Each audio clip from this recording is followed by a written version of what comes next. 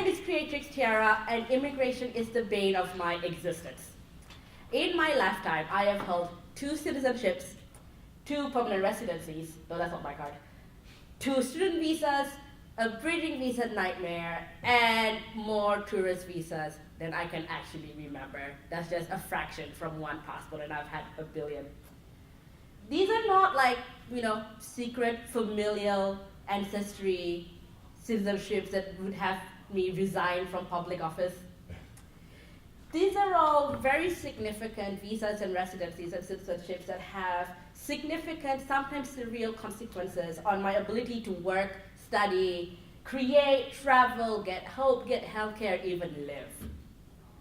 So about the only good thing about my often strange and sometimes traumatic experience with immigration is that I have particularly strong insight into the Byzantine world of immigration.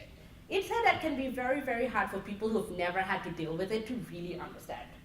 It seems for a lot of people, immigration is like one of the things. Oh, how difficult can it be? I can just show up anywhere and get free healthcare and education. Or, oh dear gods, I actually have to apply for a visa for the first time in my life. This is the worst thing ever. The truth is, visas are weird. So I could go on about this for ages, and anyone who's known me longer than a week will know that I have. But today I'm going to concentrate on 2 sections.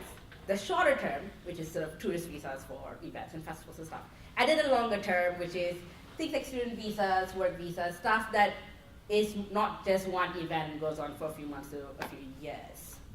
My caveat, though, is that I cannot speak for the experiences for refugees, asylum seekers, or undocumented people. Some of what I'm going to say is similar, but the effects they face is often a lot more serious, and it's more strongly felt. So let's start with the short term. So, ton of events for games around the world, especially in like a few hubs like the UK, the US, Australia, New Zealand. And people think, oh, it's pretty straightforward. You could just like show up. You're not going to work there, so you don't need like a special visa. You could get one on arrival. It should be easy, right? The thing is, for a lot of countries, especially those from the global south, which doesn't rank very highly on the passport index, it basically shows you how many countries you can travel visa-free. I used to have a Bangladesh passport, it sucked. This is like on the low end, so like 84, 85, 86. Getting a visa is tricky, to say the least. Here is a small example of sort of documentation you would need for a tourist visa in most places. Firstly, you need every single financial documentation to show that you have more than enough money to make your trip. Bank statements, tax documents, pay slips. I tend to work freelance, casual basis, so sometimes my dad has to fill in like, yeah, sure, I can sponsor my daughter, I have money in the bank, Then you need to have your travel itinerary planned. You couldn't just rock up to a country and be like, I don't know what I'm doing. I'm just here, I'm going to hitchhike. I'm just going to make it up as I go along. You need to know like where you're staying, why you're here, what would happen, like everyone's contact details planned out. And what helps with that is an invitation letter. I nearly got into trouble getting here because I didn't get like I totally blanked on me to get a formal invite letter. It's like, I'm mostly permanent resident, I have a Malaysian passport, I can show up without a visa. But then at the border control, they were like, do you have a letter? And all I had was a speaker email. So like here, I totally have a legit reason. And I was like, oh no, am I going to prove my talk right? They let me in clearly, but I was like, oh, it's stressful. And there's this thing called a character declaration form, which is basically a long list of yes or no questions that has very charming topics like, have you ever been incited with genocide? Or have you ever glorified terrorism, which in some countries can mean things like Antifa or Black Lives Matter counts as terrorism. Or have you ever been a sex worker, even if sex work is legal in your country of origin? I don't really know who they expect to say yes to any of this. And that's just a fraction of the sort of paperwork you need. All of that 10-year travel history, medical history, your family tree, your family's contact details. Every time I apply for a visa, my philosophy is to show up with all the paperwork. I have a stack about this thing. Most of the time they don't read any of it, but I can't afford the moment they ask, like what happened in border control on the way here, and then I don't have it. And a lot of this is a very expensive process. The visa itself can cost like a couple $100, but then getting all that paperwork sorted can cost you time and money. Getting to the consulate, especially if it's not near you, can take time and money. Waiting, suddenly you'll be waiting for months in that period where you're not sure and you have to make plans or change your plans. That can take a lot of time, a lot of money, can cost you your sanity. And sometimes you do all the right things. You get all your paperwork in order, you followed all the rules, you paid all the fees, and you still don't get it. For whatever reason, they hit their quota. You look suspicious, you sound suspicious. You have an illness. A lot of countries will bar you if you have a chronic illness, even if you're being treated for you're stable. For fun, whatever. Earlier this year, there was an African trade summit in the US, and every single African citizen had their US visa. So they couldn't make a summit that is about them. And it's easy to make fun of Trump, or make fun of the US because of Trump, but A, this issue predates him by a lot, and secondly, this happens elsewhere. For example, a Canadian cancer survivor had her visa to Australia canceled at the last minute, like half an hour before her flight, because she was being treated for cancer. Like she beat brain cancer, and it still won't let her in. Venezuelans who just want to visit their friends and family in Australia are not being allowed in because their country is in chaos right now, even though they have nothing to do with it.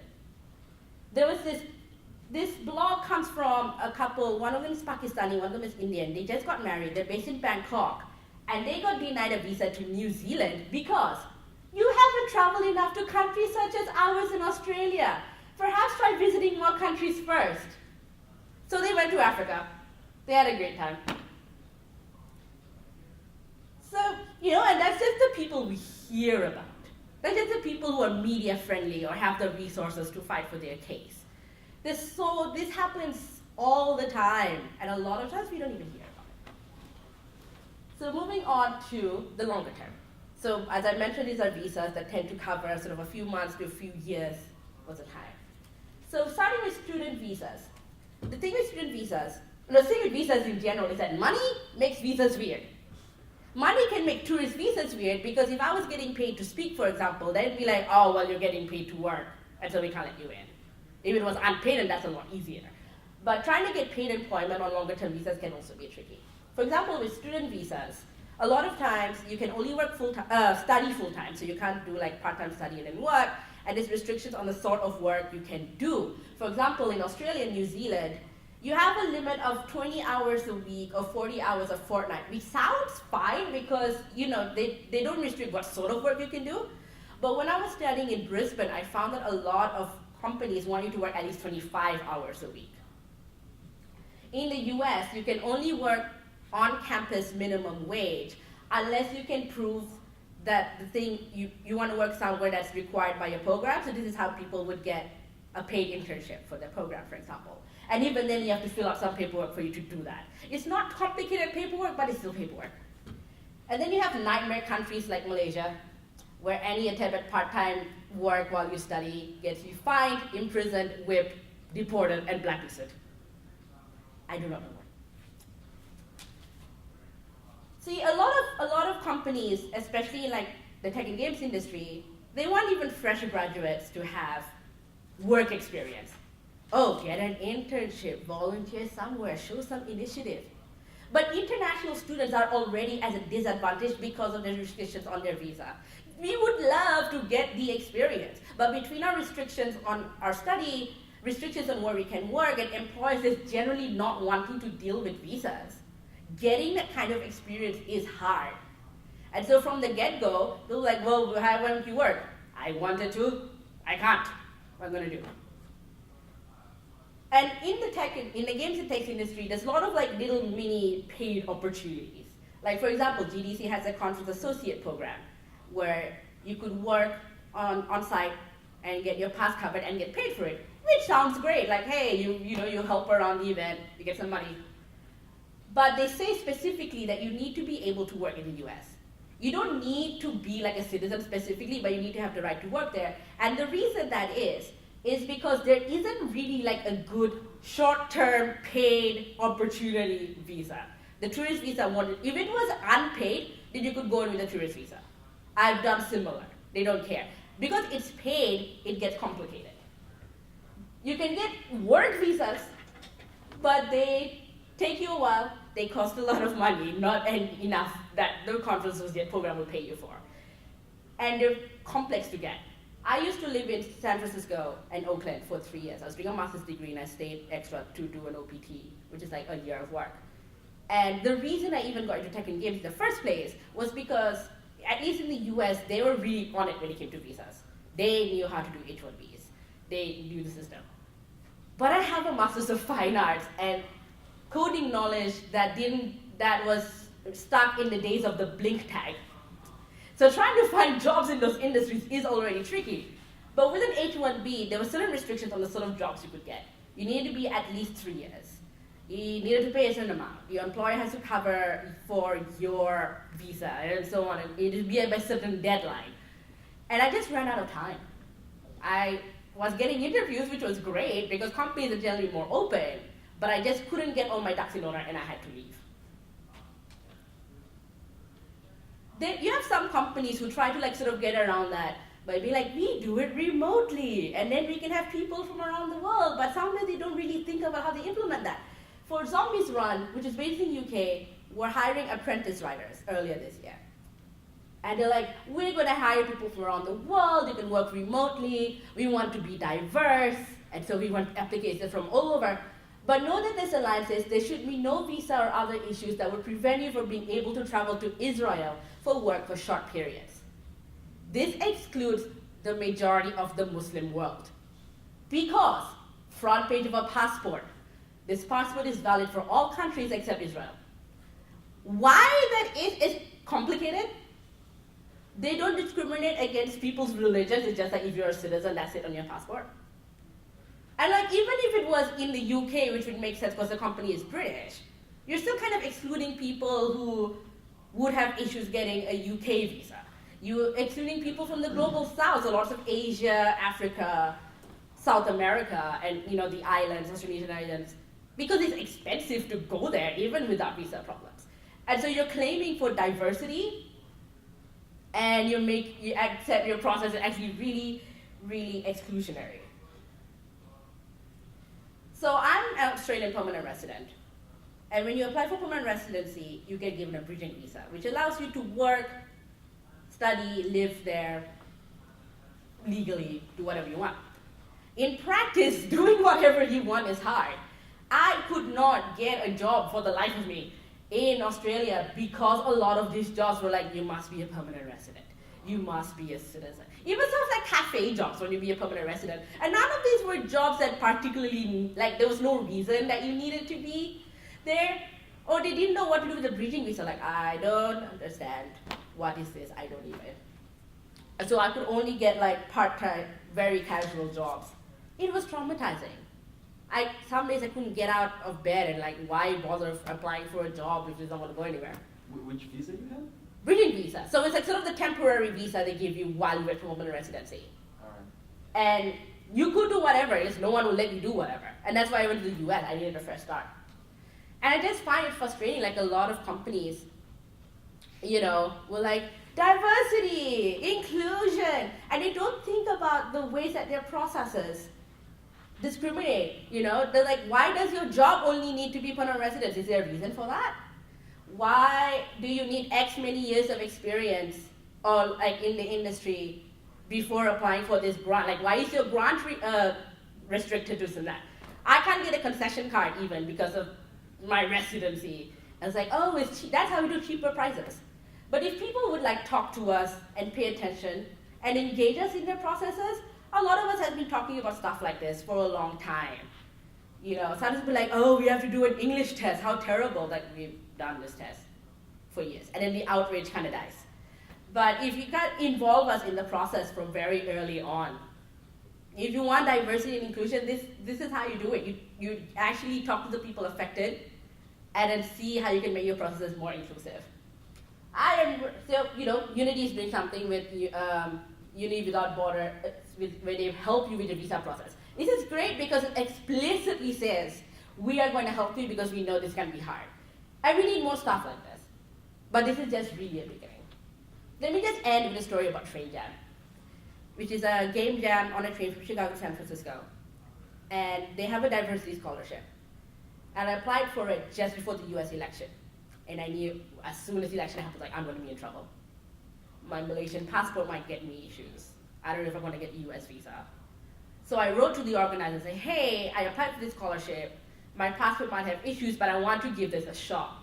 If you're not accepting me on a scholarship for whatever reason, that's fine, but don't deny me just because of the passport. Adriel's email brought me to tears. I'm saddened that we have to be concerned for both logistics and safety just to get someone to attend what should be a celebration of game making. I'll fight for every single recipient of our diversity initiatives. I won't let bigotry and hatred ruin any part of an industry I love. Fear cannot win.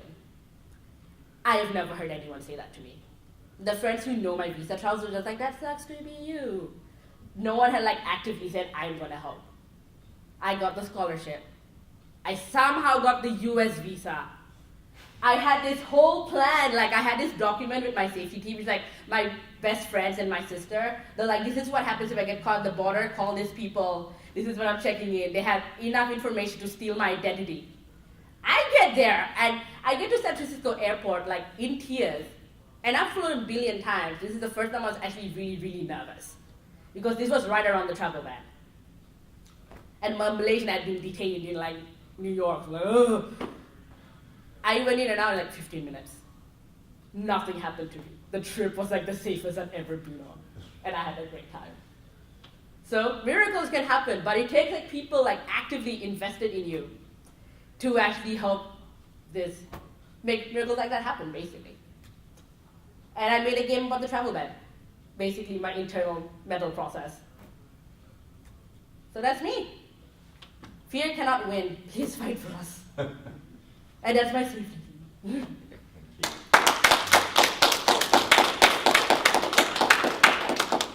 Right. So one question I had was about the representation of immigration in games. Yep. As well. That I know a game which you had quite a few issues with was Papers, Please. Oh, yeah. Often held out as an example of a very worthy piece of work. Yeah. To do with that covers immigration, but I just wondered if you could speak to that. Oh my God, I played Papers, Please, and I wanted to throw my computer against the wall because I was going to have a section about that specifically, but I ran out of time. I did not want to sympathize with the immigration England. I get it, you're doing your job, but I just did not need to feel bad for you. So my first ever game actually was a parody of that. It was called Here's Your Fucking Papers. And it was a bunch of very annoying puzzles that simulated the immigration experience. There's one where it's an escort mission, so you have to bring a piece of paperwork with you, but the paperwork is so lagging that you get stuck behind walls and stuff, so you have to go back, pick it up, and then go. And then there was another maze which was invisible walls, and then when you hit a wall, it's you need to pay us $5,000. We need your medical history. And we did a demo at GX Dev, and you could see everyone's faces when we were playing the game. They were like, oh, I get it now? And that's why I think games can be pretty powerful for this, because it gives you an interactive insight into this that just reading about it doesn't necessarily help you understand. I've written about it, I've made short films about it, but it was games where people were finally oh my God, I think I get it now. It's you get a fraction of it, but you get it better than me just telling you. And it's not that many. And I wish there were more, but I think a lot of people who have that experience are not people who have the skills to make games, and people who have the skills to make games are not usually people who go through this.